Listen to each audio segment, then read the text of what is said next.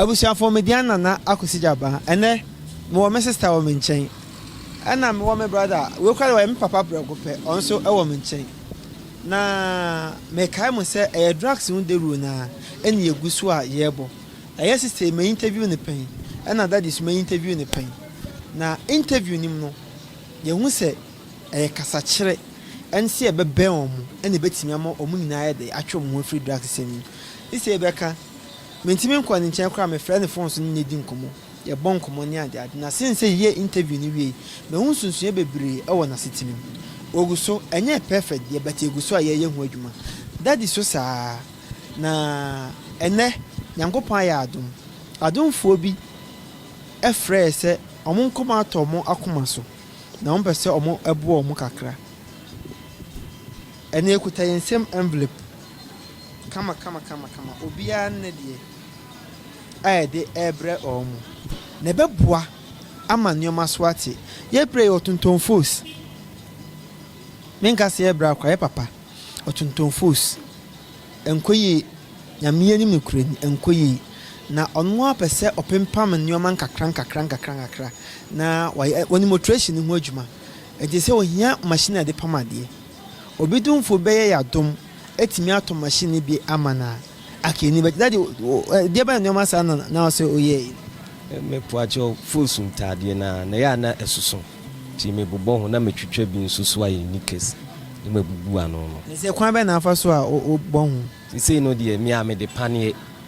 na me de nwunwuno ne nana no ti wisi ne de me mo ho na mafidi a eni ho ni ntino ti ano no na metwetwa na mabubu ano no sa na me ye no ye bonya me empire say betimi yankopon betimi afa yesu na ya be present efidie dia ma kama na nka ye be ba na tu efidie ho a oyi adwuma me say nkoma de bia me nu di ni ade no say nyoma akofo mpa me ba me be hu ti bia sese mani age anyoma ho e de say no ye di nkomo bebredie but kabibi kakra che e wo drugs ho tuma amanfo kakra wo drugs ho na nyoma bia wo hu ya ma wani anje no enkra ne mebunu so ankombi yo me de se me be ye nanso ya se hie biu na me se ti mi dini biu na akwesi agimai na mafutu no da no me kan nanso me sa kan biu emwa nipa ma woni amanyina aka echi sa miri nka metwem ba bia nka me ametunu se nka me nije me ho pa nso ama me ninye me ho ti mesre wa nene wutu na yesi ba bi sa no jai nsanom ade bia wo de ka onipadua na emfa ho to mre wo mesre se bia ntwene ho firi ho na yenhwedi nyankopon obitumi aye na megina akonya isonso ada me beyase ani adofo nyina ase wo ma eti me nka wo mo nso frɛ bisa sɛ de me hotie ne mi sɛ mo adom nso ntini nyame adom mo bɛkɔ na maye mwa ani adofo ni bia aka ni nyina mo bɛboa wo mo nso ama obi opesu free sa atibia ni mu otumi free timi di nyame damase bibi damase pa yaso ye di nyame edawase na eguso kai mo sɛ say no ye chine kuma simpota bebre mu ye kotire betire ebi wo kɔ obi hu ye kɔ ka sɛ ni dwumadi but de ye no esina dwuma nyina esanse timi gi akra mienu pese mpo efri drugs ma ye ni begye bebre nyankopon ya adoma ye statistical to ye ko schools sebi omo nya nhyaase nom drugs na so munya nimde fa drugs ho na omanfo mo ankoye de ankofole for sa nyoma tie statistical to etutu amanfo for fa drugs no ho ye kwa da de ba be fa na so di echebi na so nyoma wo hu no wotu amanfo for e de amon meko pa me ready se meko na me so me mane wo mo me nana kura ni bi no tinye fata bia no nso meko na ma ka kire wo na se bia ekọ no so no ne enko ne sapanti wa wo ho na eka wa kuma so betimi abe boaye obia wo product bia pese o sponsor de tu videos na wa ma kakra de ato ehu e bia totofu ani ade de akọ no ke ni beje pa enu bi ne esi yenya we na no na yanga se enwa be ma ba ko bibi ntino memmoni din be ko wanka nchem se memmoni din opɛ kakra de maaye na yache odi maaye se yemfanto yon yemfambra production no but ehun ni se ye papa ye nwa bai omo hia eti yache na edi ebre wo mu no o se ka wakoma say be ube sponsor ya na so be boya metimi abosa de hu de wura de maya chebeje daddy ye no wa twetwe nkomo weje odie sister na medika ka chere say menim say drugs system na akofom pa o mo side na mum ye sika de infanto drugs ye sika de ye dabi esa ene ya bompa egu so anhwe ya ubeja na saa ubeja na saa sister enya easy kura ese no ye no bon komoni ade yen kasa bebiri esanse di kan kasa afa drugs no omma nkran kitwa na afi no mu bem no ye pese start school to no ne etutu nkran ne fo ne ade ahyase di ekra na abeka akye nkran so mu ntwa mu fi drugs system no the medical can first say obi wo ho a be man is say no na nkola ma ba ma men kan hye no de nipa bebiri konsohwem obi wo ade ekuta no wafra mu dada osu mo je sane sa de no say o ade ekuta man bi e o se me ma o trimo odin o ene se me trimo odin de na gie na bia ne me ye no wo ho de ntimi a na fe akofa wo so ti esre omo a school for mama bi ene asresre ne we mama we wo mama ase no esre omo asre no asre edinema nipa wura nema bibrim ena mama nkanhye obi kuta na ade mama nhye ne ade no esre omo school for mama ba omo nyai omo mama ni nafom omo sua ade no omo so mo dache me kese mama mo obi na ada wo mo se C0cain ede C0cain kanipa kechiri pa ntimi sro mo bebiri omo share life ani yeti bia wo mo aye di kasasisi ya no aye ti drag no e besesa na mo besa huye na wo hwe tema na meti amasesa in fact ya ntimi sro mo bebiri e pa ma cho bebiri kakra me wo kanso e da wo mo na makaye nso atse ni o maye no asoye ni enye obi na ebenya ne sey na won so na ase ni nyina sa akoma wo na waye me asome ni because enye obi na ebenya ne sey yedamasi bebri yedamasi mudoye yeso edom mu kai a yeso ebe kai mu ade ba akwa me pese me ka kire mu ni sey aya na course no ebesi me phone so na nsama mo se me kan kire mu sey omunyim muda abuchefo so omudom Ghana for no so friends say men kan kire mo say omo pema asem omo dom mo kan kire mo nwa no ma bia ko ibi geto ni say omo sere omo sebi omo twitu a mo nto nipa ye nipa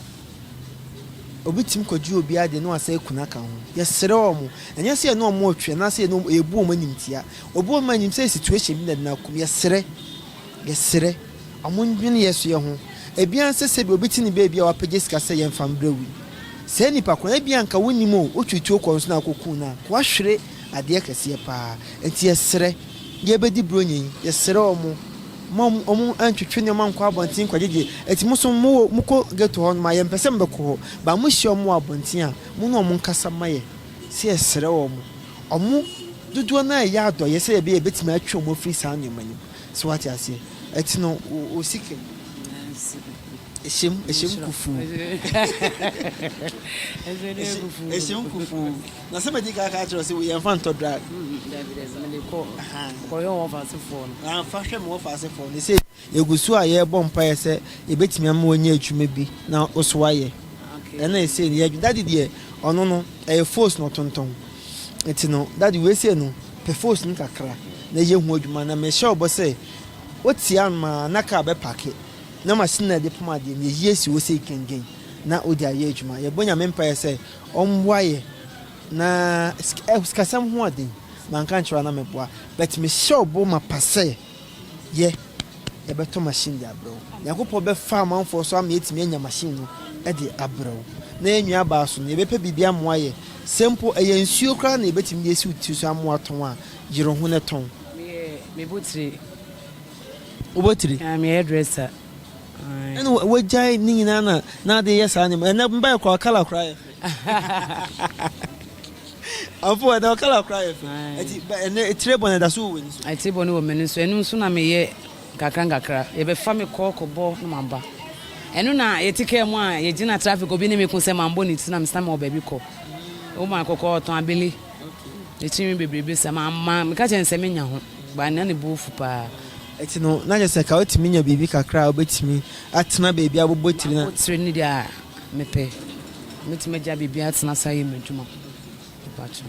but ne ye bonya nkopon pa yese so die no ke at least be ye obetimi nya obetena na nka wanya nwi kakra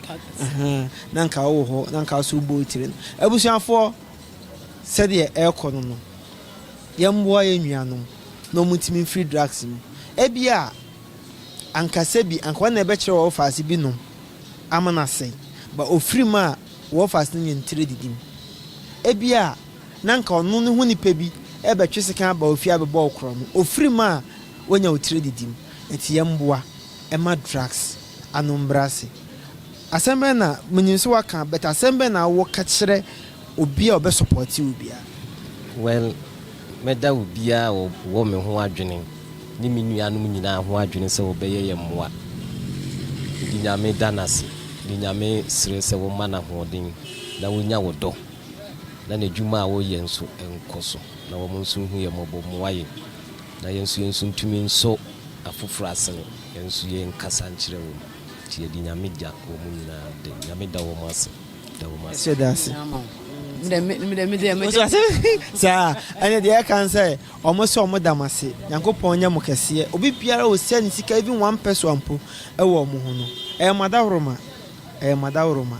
na yeso etimi nya bidia bra omo kama sika so wo so omo bie mo so ani baji kama nyame onyam kese na mo try say mo be share videos na mamo na hofo amo so nya bia hwe mo subscribe to your YouTube channel no na yenyina yemboa ne promote na yentimi ntu drugs no ase yentimi ntu ase ekrampo na yentimi embre na ase emfiri ye man Ghana mu ene the rate attract drugs no eti atese e wo Ghana no nyame ani nkrani asefem na arehu bebre eti esere mo momfa mo ntuma anase momfa mo tam emmo ye tam nyambo next week ye kotoi kabe ye niji se obeka ye ho ye ne omu nyina na eko yebe frɛ yebe so afrɛ ya danfo rastanene no so abeka ye ho na educate youth no monti efiefie mi na yebe kɔ bia mabunu wo bia no se bi o me Ghana de hye na yetimi mbɔ hu de wu encheche o mu sunsun so a o mu ye bia o mu benya o pese oda achi si uyi a wa so hwɛ me e wo social media nso no o pese oda achi esi uyi a mesraw twon ho e free drugs bibi papa bia nim e mo bi ndada wo da say ye ede eyese enye bi da enya de papa esei wonkan ko esei wani monyam esei wo yiedie na areho sem kwapa wo mi se esa ma ya abofra enkredi wo ho agoro enpetitiro na nka baba baby bia kasa che nipa akase ma omuti na akra afide akra timi ka de opede kirewo onyi akra na nka wani che no ofro a me brade metuni fo awonti akwa be fa so be kasa che obon se oye pani eso be ya abofra ye sere bebre kotodwegu fom awofo so ma monye san makana asema awontie men kana asem biem no po akra no watu na sawram wo jana life amano ye sere mo kana asema akopim so besesa na mo fam pai bonta o muchi abrabo na ye bon nyame ni ma enye yo ye sere ye ntete nkra no e wo awurade na ase Bible say wo awofo na ye wasede se obetete nkra ne yi na ye ni munyam hyekese ayedai e de mabuko obi a odi abofra bi abasase we say so a wamboa m ne nkan kwanko ye ni obebu ho atan e de masese moje ibra mo hwe nyame onye obi akase na onye obi akoma so ade mam ye de mase